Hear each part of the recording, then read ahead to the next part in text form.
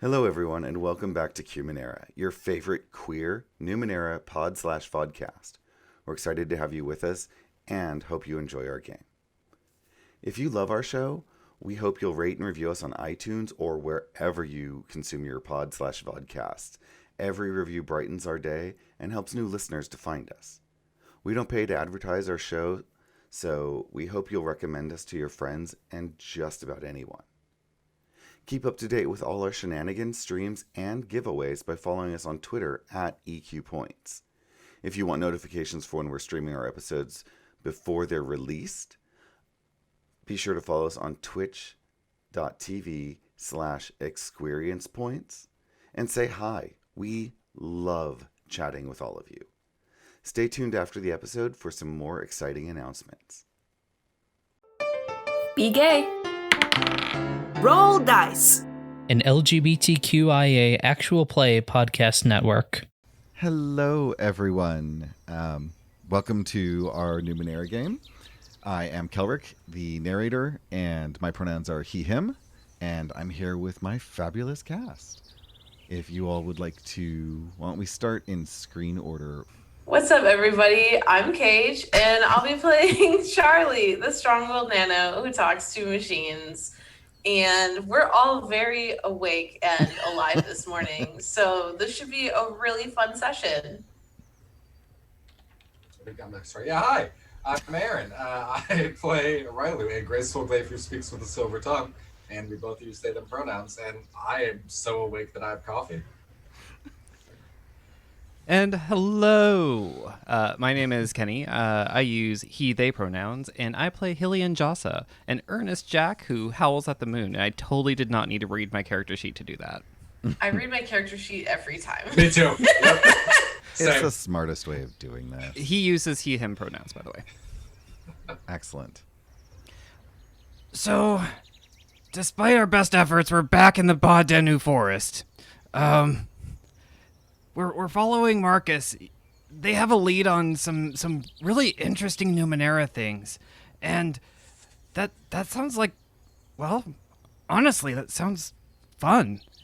We're in the forest, and we were trying to find a really nice place to camp, and I think we did. And then we went to go sleep.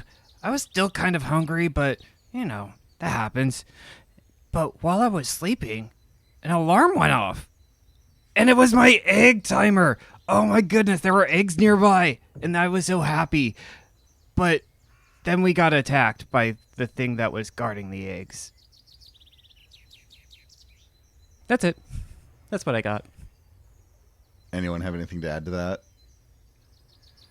Railu pops in their head and goes, Hillian, don't forget, there were also a pack of broken hounds that attacked us immediately after that.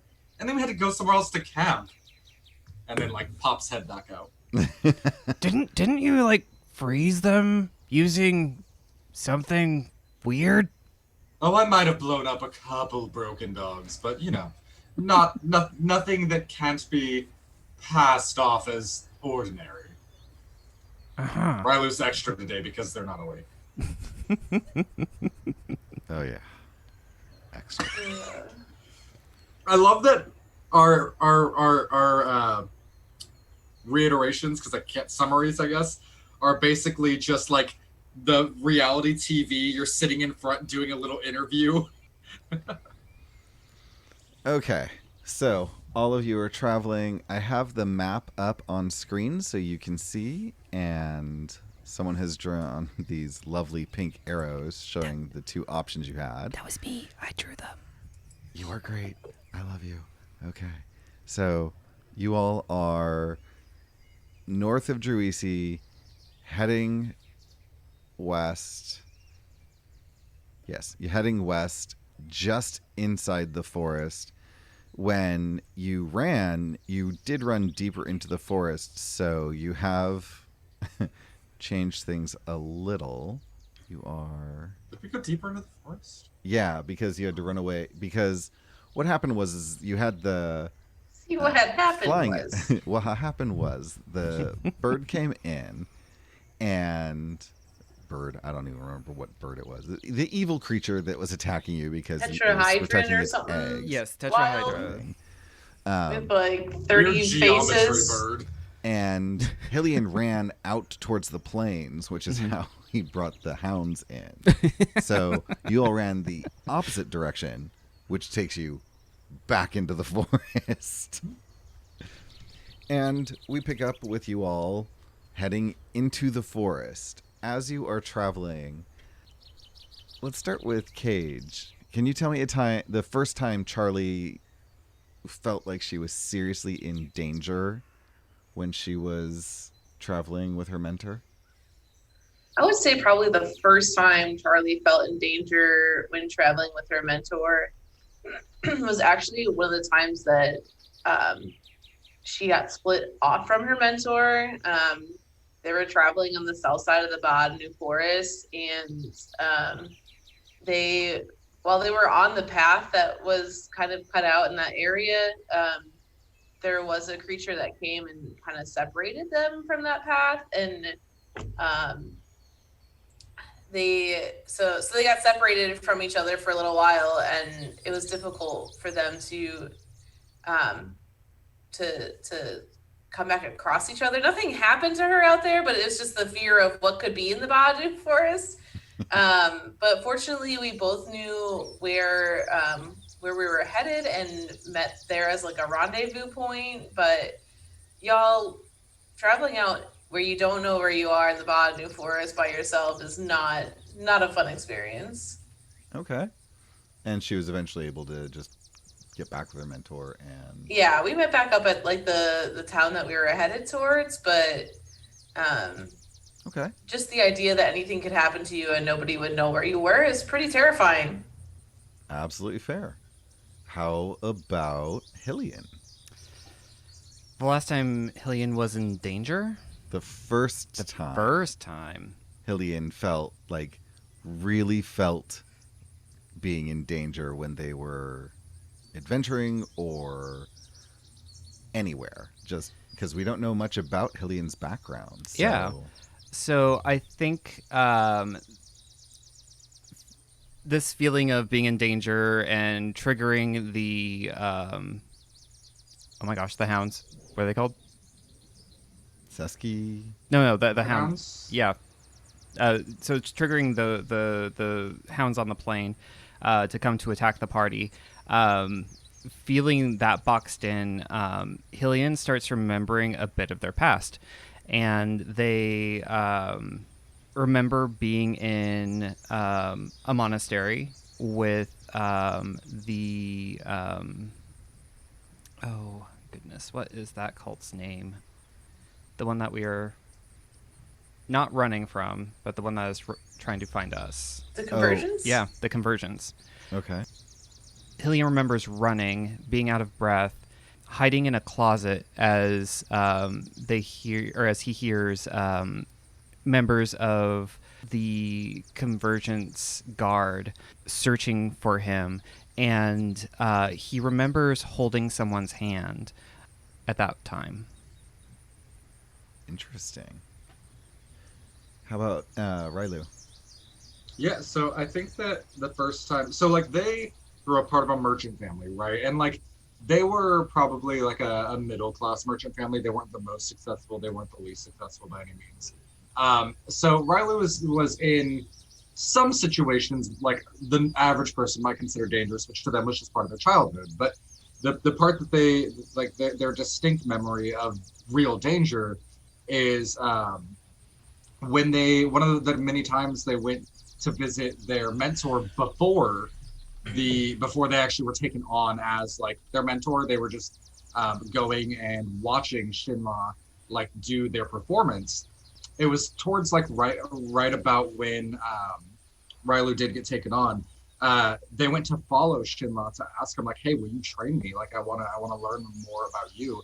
And they went to follow them, and they actually got they had went down the wrong alley, and they got cornered by some street urchins or some ruffians. You could tell I'm not awake. I just used the word ruffians. And they were cornered. They were probably 10, and Shinla had actually known that they were that they were being tailed, and had actually turned around and saved Railu. But like Railu's pretty sure that they would have ended up dead if it wasn't for that. And that was kind of how they connected. That wasn't when they got taken on for like as an apprentice, but that was kind of when they started when Shinla started being aware of Railu as like an individual. Okay. Very cool. So I think all of this is on y'all's mind as you accidentally create this situation because of Hillian's egg bracelet oddity. And you have got the eggs down and you have them packed away and you all are heading out. You were heading deeper into the forest. Where are you going to feel safest to sleep? Because you all are in need of rest. I mean, Railu's like, let's pack up 10 feet to the left. This forest is going to be dangerous no matter where we go. Let's go over there away from the dead bodies and, you know. I think we have to get away from the scent. And that's gonna carry for quite a ways. And Hillian looks at his egg bracelet and says, maybe I should pay closer attention to where we bed down. Okay. We should definitely move further away than 10 feet from this space.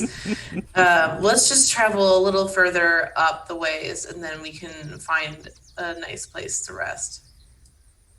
Railu just hand waves like, yeah, you and your friend, because Aaron forgot. You and your friend go and take. Yeah, you and Marcus take the lead. This is your forest. I'm just living in it. Okay. So y'all travel for a short while. We'll leave it to Hillian to determine where is a safe distance because Hillian traveled alone a lot. So can I roll Yeah. I'm gonna do an intellect check, and I'm gonna add to a skill. I'm gonna spend some XP and add to a skill for pathfinding, I guess, or Okay. would it be like could I do something generic like a survival? That's kind of a catch-all. Yeah. This would definitely be if you're spending 2 experience points for a skill, then the skill needs to be a little more specific. Okay. So it could be pathfinding in the Ba'adenu forest, or if you feel like you've been in other forests, it could be pathfinding in forests. Okay, let's do that. Pathfinding in forests, because Hillian has spent quite a bit of time foraging and surviving on his own. Yeah. So that'd be trained? Yeah. Okay. Let me...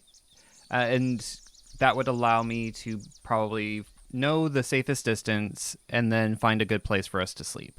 Yes. Okay.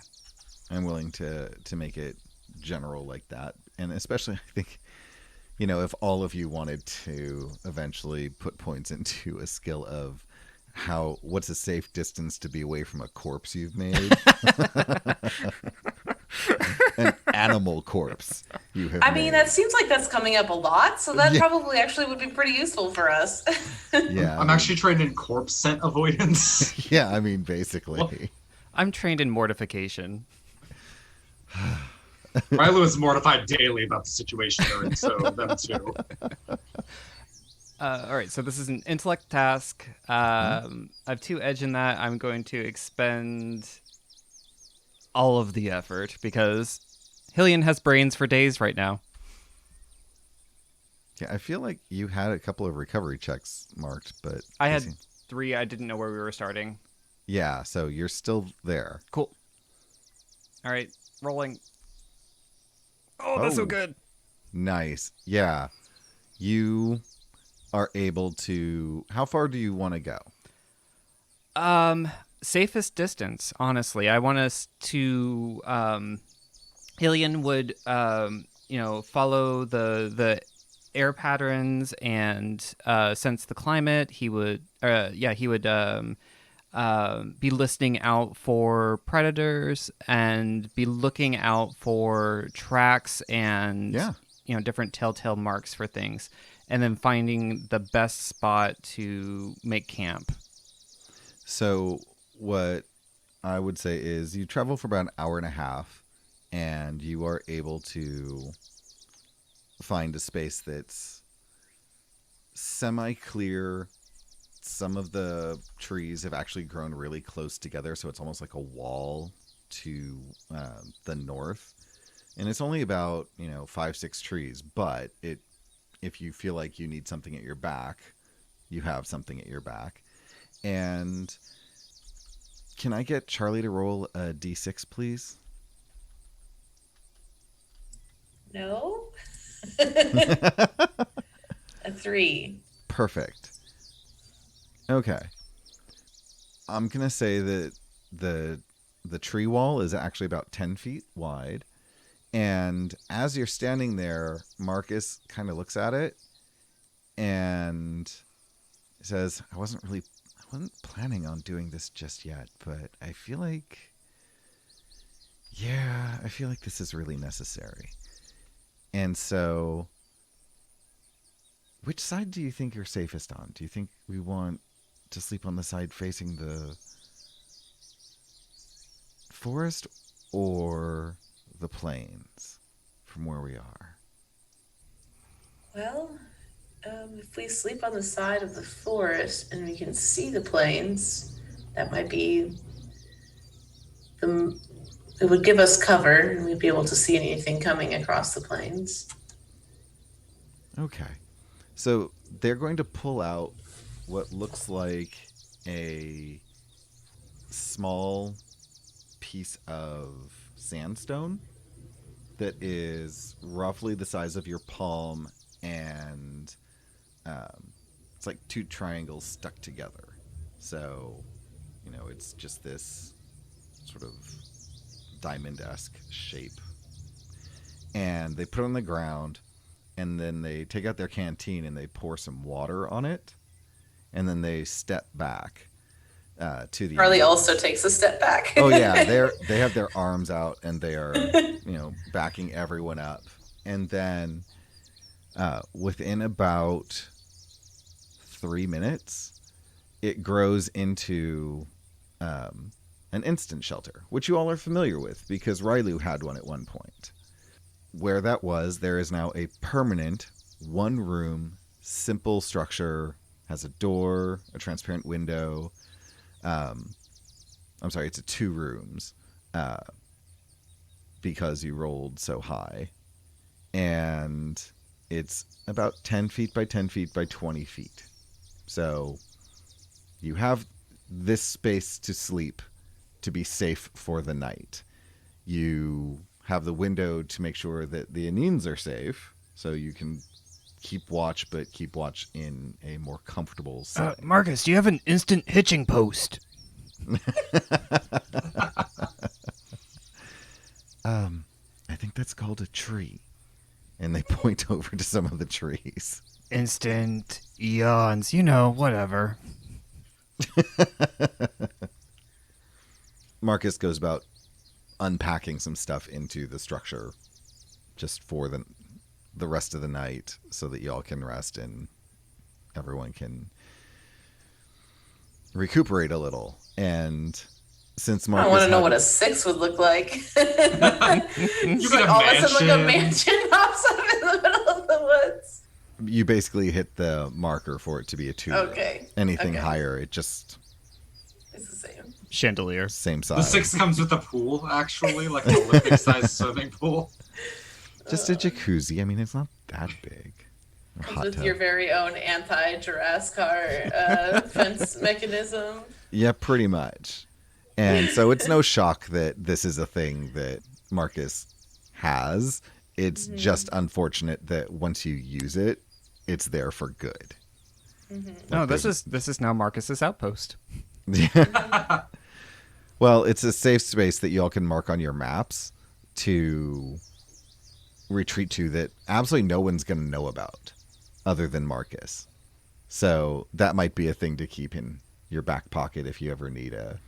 Nice. Oh, so it's gonna that's gonna just stay there. Cool. So that should just so you, if you choose to make a note, because otherwise you are not going to remember this, and I won't either.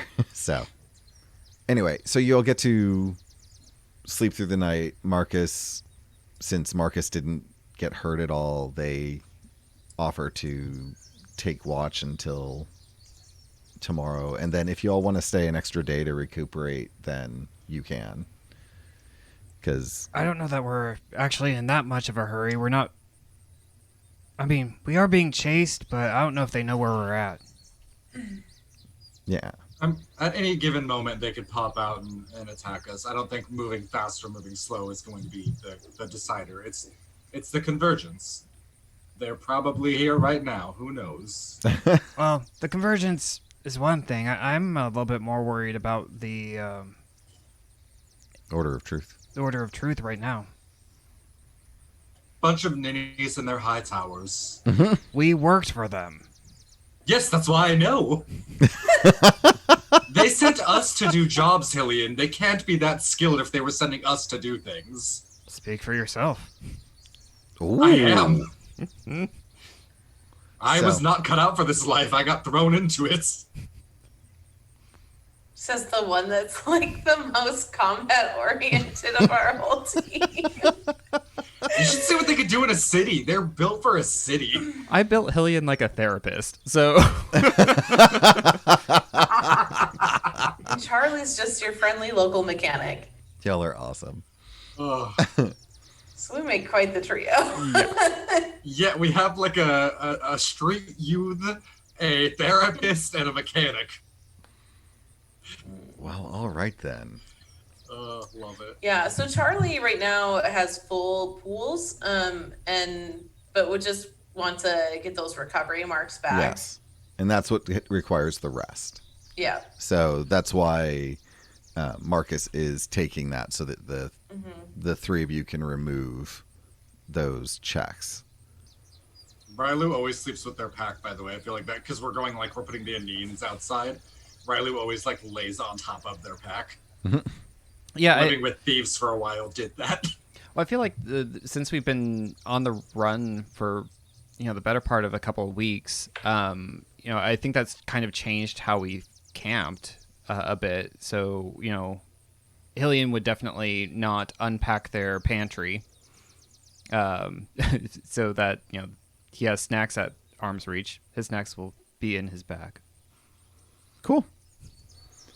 All right. So you all sleep, and when you wake up, breakfast is being made, and Marcus says, Do we want to stay here an extra day and make some plans? Because this is, well, I was really hoping to save this for something else, but this is a home for all intents and purposes. So we could spend a day here and make plans on what we're going to do when we get to the mound. Well, this is certainly the best structure we'll probably come across on this travel, so I wouldn't be against taking advantage of the space that we have while we have it. I mean, I want to get out of this forest as soon as possible, but at the same time, I have no idea what we're up against. I don't know. I mean, you said there's a vehicle, and that's not... I will be there to help defend you all, but you're not going to want me touching that vehicle. So if y'all need to make plans, we can totally stay.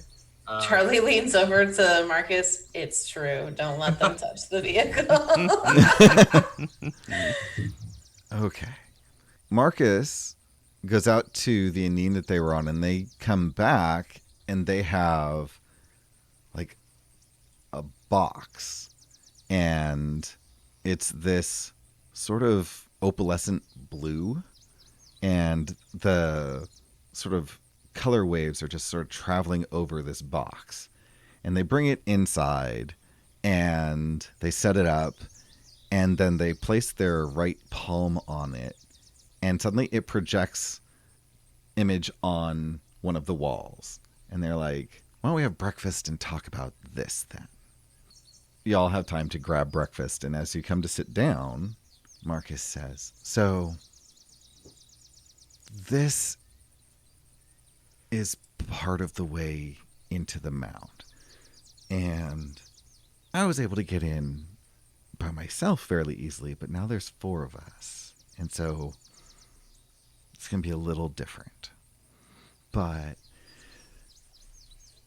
they sort of move their palm, and the image starts to move forward, sort of like a movie. And it's obviously from a individual's perspective as they look around. And so you see, how if you have like a camera on your head as you're riding your bike or whatever, any of those kinds of videos, how when people turn their head and just randomly look around, that sort of stuff is happening.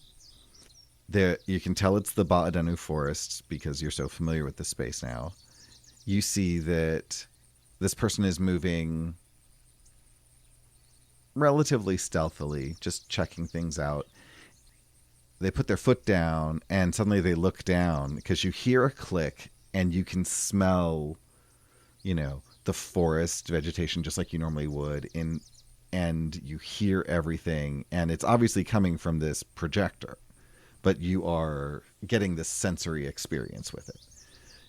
As they put their foot down and they hear a click, they sort of jump backwards. Where they had been standing, there is a 5 foot by 5 foot square of earth that is just opened up, and there is just a black, inky hole that they could have fallen into. And Marcus is like, yeah, that's something you have to look out for. If you hear a click, you need to move. So there are these little pit traps like everywhere around here. I'm not sure who set them and all, but there's that. And can Hillian study what that looks like? I mean, anyone's capable of that. Are you wanting to put some intellect towards it? Are you wanting to try and draw that? What are you trying to do? I think what Hillian is trying to do is find out how it stands out from the rest of the forest. So,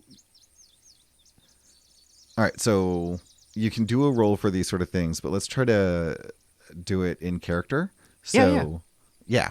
So Marcus just said what they said. You said that if you hear a click, but what if could you see any thing that shows that it exists before you step on it? That would be helpful. Marcus stops moving their hand. Oh, well, let's see. And they start panning the image backwards really slowly. So it's not a frame by frame, but it's like you're just exaggeratingly stepping away from something going backwards. So the pit closes slowly, and then they sort of jump forward. And give me a perception roll. I see you're trained in perception. I am trained in perception. It's early in the day. Hillian's had their hot bean juice, so let's expend 1 effort. Okay. This is going to be, let me look at this. This is going to be a demanding task. Okay. So it's, a difficulty 3. Since you're trained, that takes it down to a difficulty 2. Well, and you're applying effort, which takes it to a 1. Okay. So let's see what you roll. 19. Not only are you able to see something, but you're able to create a minor effect around that. So Marcus is scrolling back and looking, and they're like, I never really saw anything. I just saw the pits opening when I heard the click. And they're drawing their hand back very slowly, and the image is going in that direction. Can my minor effect be that I have trained Jacques to detect them? Sure, but if this Jacques dies, then you lose that. Yep. Okay. Understand. Yes, absolutely. I figure it's a good risk. Well, what does it look like? Walk us through what Hillian sees as they're watching this recording of Marcus's journey to the mound. So looking at the recording, I imagine it's a lot more dynamic than what what you would see like in one of the sci-fi movies where it's kind of all just blue. I imagine it's actually like in full color. You can see Marcus doing this, but it's in 3 dimensions. Like it's almost photorealistic. You see their foot go down on what looks like a wedge of earth that kind of comes up just a little bit. When their foot depresses onto this plane of earth, all of a sudden it just kind of disintegrates into a nothingness, into this void. So let me ask this question. Is it like, does it turn into a pit itself in the earth, or is it actually like a void? And you have no idea. Okay, so it's just black. It's just darkness. Just darkness. Awesome. There's just no light beyond about 5 feet. Okay, so in that case, what happens? Instead of things kind of disintegrating, a darkness spreads out from this wedge, like the light is being drained from it, from that area, and it's just pure dark, pure the absence of light itself. And so you don't know if that next step is going to have you tumbling into a void or if you will step on the land. It's just... And in looking at this, Hillian, it's like, oh, okay. So it looks like it emits a certain sound as someone gets close. So it must feel vibration. That's interesting. And so Hillian lifts Jacques up from the ground, and we watch it together, and like Hillian goes, okay, listen, and then points at the image, and it rewinds again and then happens again, and Jacques kind of goes, me, and I was like, yeah, that's right. I'm so gonna have to kill him before he makes that noise again. I forgot the Jacques was like a goat. I still thought it was like a marmot or whatever. So I was like, why does it make that sound? It's part goat, part dick. Yep. Yeah. But I'm thinking like a little chipmunk looking thing because I forgot. And I'm like, what? No, I ate that one. To be fair, it is Numenera. That could be what a chipmunk sounds like. All right. So you go through that, and Marcus is, that's a good catch. I was so scared when it happened. I just didn't even think. That is terrifying, to be sure. Well, all right. And so they start moving forward again, move around the pit as they're walking. They actually set off like 4 more pits because they hear the click and then they jump. And in one case, they hear the click, they jump, they land on another thing that clicks, and they jump again. And, I mean, they're barely making it through. And will we have this problem if we go out to the plains? But then we're not heading to the vehicles. Temporarily. So this is sort of the pathway into where the vehicles are. These are just traps that apparently have been set by whomever it was who owned the vehicles or owns them. Who knows?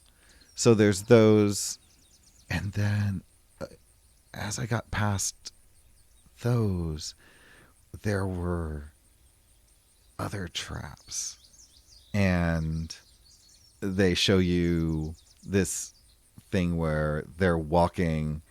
They just obviously were out of breath from all the jumping and stuff, and they put their hand on a tree, and suddenly there is this sonic blast that hit Marcus full in the head.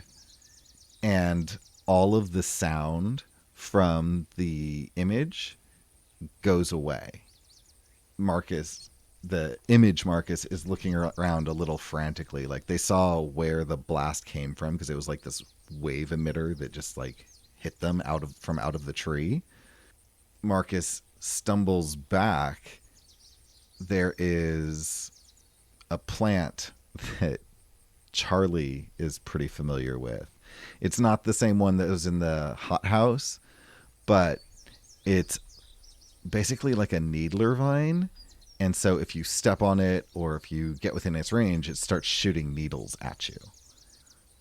Several of those get lodged into Marcus's arm, and you can see it because you're basically seeing out of Marcus's eyes. And so when Marcus like pulls the arm in front of themselves, they have needles all through them. Marcus moves out of the way back towards the sonic tree and uses that for cover. And then you see Marcus like trembling, but just calming themselves and standing perfectly still. And slowly the sound starts to come back. Marcus pulls out a set of tweezers and starts pulling the pins out of themselves, the little needles. And you just hear, and they apply some salve. Then they start moving forward again. Do any of you have any questions as you're watching this, or is it all... I think Railu was trying to analyze like the pattern here, because it all seems so meticulous, right? Like, it's trap after trap that Marcus was not even stumbling into, like jumping from one to the other, hitting him almost. So like someone planned this out meticulously. It's not randomly placed traps, because like then Marcus came off one trap, and right where they happened to put their arm, it hit another one, which stumbled them in. Like, it's too synchronized. Mm-hmm. And so I think Railu's trying to use their training as like a performer and like a dancer to like recognize a pattern here, to like help them get through it maybe, or see the logic behind it or something. Yeah, give me a roll. Okay, I'm gonna put in some effort. And are you talking any of this out with everyone, or is this just in your head? I think if I figure it out, I will, but I think Railu's kind of staring at it and squinting. Like, at first they weren't really paying attention. They were like, oh yeah, this is, there's random traps. But then they kind of saw what was happening and was like, hold on a minute, this is like a dance. And Cool. That's why they started paying attention. Love it. So let's see, I'm going to put in 2 levels of effort. And what are you using to try and reduce the difficulty? I don't think I have anything really, because, I think I have something in physical movement, but I'm studying. I'm not actually doing it. Yeah. So I don't, like, most of my stuff is the act of doing, not the act of studying. So I don't really think I have anything to reduce Okay. And the difficulty. one of the things I will say that your description here does is, I think it circumvents your inabilities where it comes to understanding Numenera, because that's not what you're focusing on. You're not focusing on what's creating the trap. It's the placement of everything. So yeah. I feel like this search of yours, because you don't know any of the people, you don't know why it's like this. So I'm going to say it's a difficulty 5. Okay. You've put in 2 levels of effort, which takes it down to a level 3. Cool. So 9 or better. See what we can do. 17. Nice. So yeah, absolutely. Looking at this, you are able to see a pattern. Why don't you tell us what you see?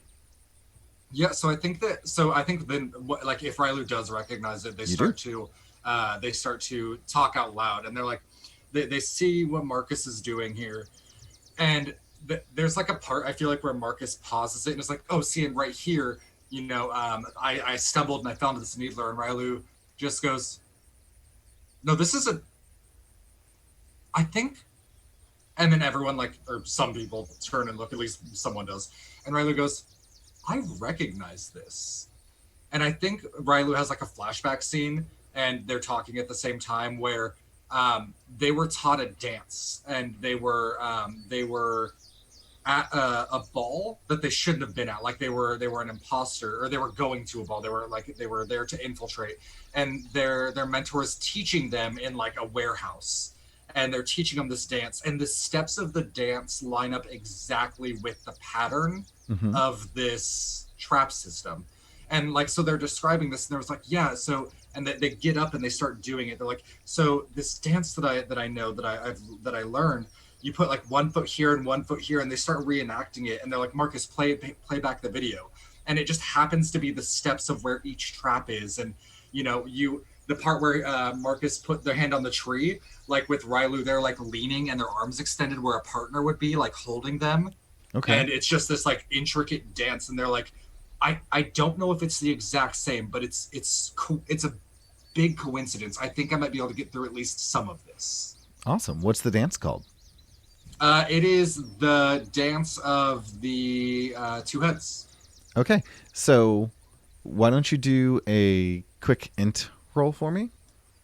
Okay. I'll apply effort to it. I don't know what I'm doing, so let's put in 1 point of effort to it. Yeah. She was not great. Yeah. No.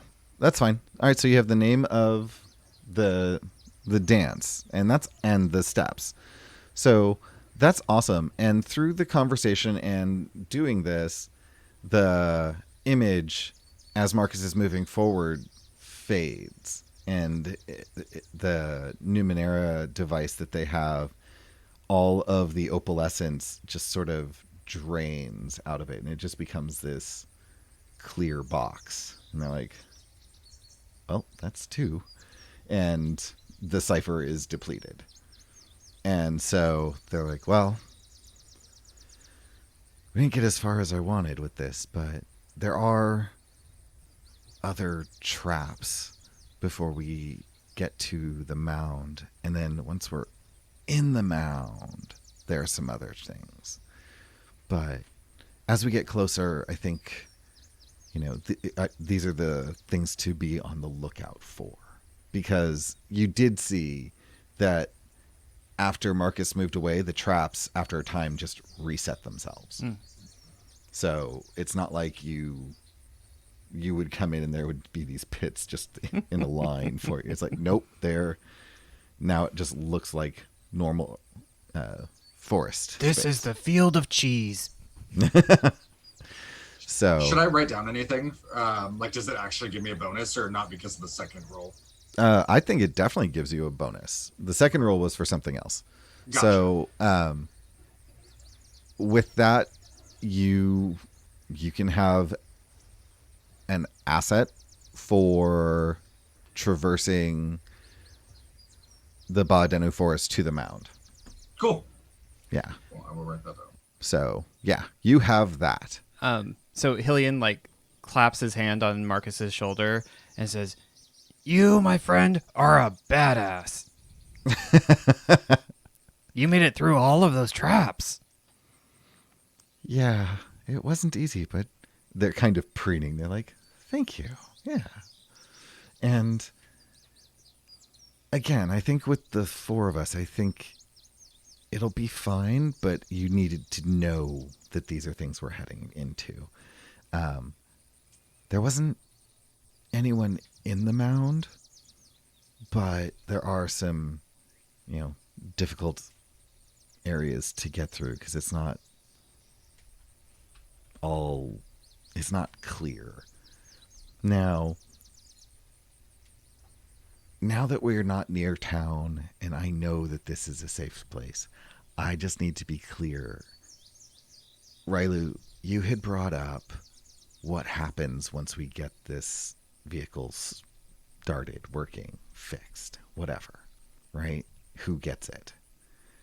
The reason I'm not concerned is that there are enough vehicles for each of us to have our own, as long as Charlie can get them working.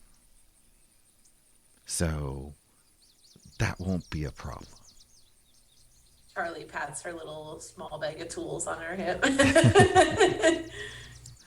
So, and this this part of this planning took several hours. Like, it was breakfast. You're heading into lunchtime at this point. Marcus says, using this Numenera device obviously tired them, like sort of drained their presence. Like they became more and more tired as they used it. And then once it was dissipated, they just seem really tired. And so they, I really just need to take a nap. So I'll see you all in a couple hours. Because remember, they stayed up on watch, and now Marcus has pushed themselves pretty far to get you all this information and get everyone prepared for whatever. Okay? Marcus, before you go, Yeah. So now we have a clear understanding of how you got into the space. Is this the same way you had to go to get out? Or how did you leave? No, that's the same way. Okay, so there's one way in and one way out, as far as you know? Yeah, I only took one way. I was like, if I'm leaving, at least I know what to expect going this direction. And I felt like there wouldn't be any real surprises because I knew where I had been. They squeeze your shoulder and, sort of say, okay, I need to lay down. And they head into the other room where it's just quieter and their bedroll is, and they just lay down and they basically pass out. Like, they are super tired. You all have more information than you have had, and I think this is a really good time to take a break.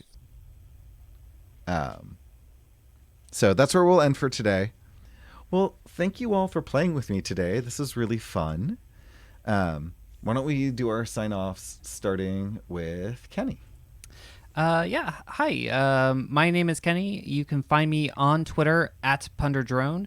When I'm not playing this fun game with these amazing folks, I am the narrator of our Starfinder campaign that we play every other Saturday. We are rapidly wrapping up our adventure on Book 2, Soldiers of Brass, on Dawn of Flame Adventure Path. So come check us out and find out what happens at the conclusion of that story. Can I also spoiler our surprisey thing? Oh, please do. Okay. We are streaming on Saturday the 31st, Halloween. So we are going to be having a Halloween show where we play something that is not Starfinder. We're going to be playing a game by Craig Campbell called Die Laughing. That is a horror comedy game where we all play into the tropes of horror movies and narrate one ourselves. And in that show, we are also going to be introducing our new permanent cast member for Experience Point Starfinder. So come check us out. Aaron? Oh, hi. I am Aaron. I've been playing Railu, and I don't really have that many plugs right now, so feel free to come chat with me on Twitter at Space Persona. I'm on there retweeting quite a bit, and my Twitch is currently on a hiatus to be determined on when it is coming back, but I did just order a new camera, so maybe it'll be soon. That's not why I haven't been streaming, but like maybe that'll motivate me to get back into it. We'll see. So thanks for hanging out. Hey everybody, I'm Cage, and you can find all of my social streams, podcasts, and creative projects on my website, ragecagerugger.com. That's RAGEKAGERUGGER.com. And that also includes my YouTube, in which I recently uploaded the recording from the D&D adventure that I DM'd on my channel, as well as it's the adventure that I wrote. So if you want to check out a playthrough of the Brewski Jubilee, you can find that on my YouTube channel. Wonderful. And I'm Kelrick, your narrator. I do this every other week, and on alternating Saturdays, I'm in our Starfinder campaign. I'm really looking forward to our Halloween event, and I am planning on starting to stream Tuesday evenings from 6 or 7 until about 9, playing Destiny 2. So if anyone's interested in joining, I have one friend. We need one more for our fire team. And that's about it for now. So thank you once again for joining us. This has been absolutely amazing to me. I've had a lot of fun, and I look forward to getting to the mound next week. Oh, we've also started a world anvil. So I believe all of the characters are now connected to Qmenera, and I am starting to throw articles up there for you so you can see where we've come from and who our characters are and different elements of our Numenera world. So you can find that link on our YouTube channel, and I'll put it up on our Twitter, and it'll be all over the place because I'm putting a lot of work into it. So, bye. Bye. Bye.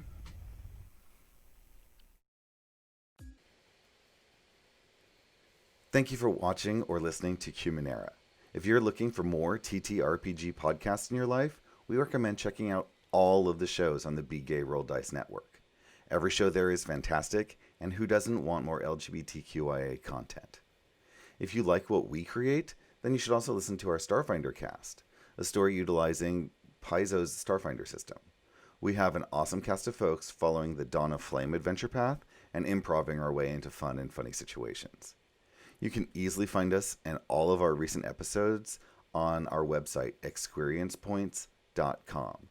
We thank you so much for listening and supporting us, and please don't forget to leave a review on iTunes and wherever you listen to your media. Bye! Hello and welcome to St. Fleur, where the city is modern, the fantasy is urban, and the faction politics are at an all-time high. Join us in Shadows of St. Fleur as we follow the wizard, Alistair Lockwood. Regret to inform you, I'm not a wizard. I am a master of the arcane arts. The scholar, Jeremiah Roderick Crawford. I'm an earl, you know, and you're a baron. Those words carry some weight. The wolf, Victor Margaret. Victor stands on the bridge, in the cold. Fuck. The fae who is known only as Silk. Do we know if this was a standard mugging? And the vamp, Alex Giroux. Quite. Because the first time the door opens, I'm going to push her out. Through their experience in the city. Shadows of St. Fleur is an Urban Shadows actual play podcast with a majority LGBTQ+ cast playing characters finding their way through faction politics, all in pursuit of their own individual goals. Find it wherever you listen to podcasts.